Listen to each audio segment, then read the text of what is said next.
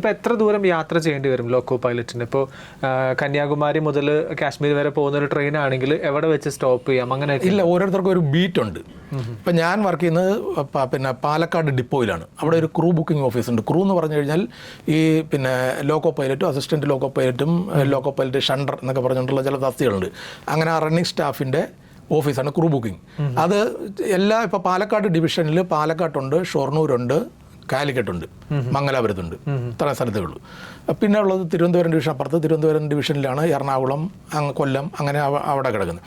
അപ്പം ഞങ്ങൾക്ക് ക്രൂ ബീറ്റുണ്ട്. ഇപ്പോൾ പാലക്കാട്ടുള്ള എക്സ്പ്രസ് ലോക്കോ പൈലറ്റുമാർ വർക്ക് ചെയ്യുന്നുണ്ട്. Palakkad to Mangalapuram, Palakkad to Ernakulam, Palakkad to Erode, Palakkad to Dindigul.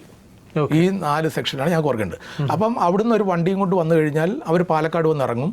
Palakkad നിന്ന് ഞങ്ങളെടുത്ത് ഈറോഡിൽ ചെല്ലും. ഈറോഡിൽ നിന്ന് വേറൊരാളെടുത്ത് ജോലാർപേട്ടയ്ക്കോ ചെന്നൈയിലേക്കോ പോകും. അങ്ങനെ ആ വണ്ടി അങ്ങനെ പോയിക്കൊണ്ടിരിക്കും. അപ്പോൾ ഒരു ട്രെയിൻ ഒരുപാട് പേര് ഒരുപാട് പേര് കേരള എക്സ്പ്രസ് ഒക്കെ പോകുമ്പോഴത്തേക്ക് എത്രയോ ക്രൂ മാറിയാണ് പോകുന്നത്.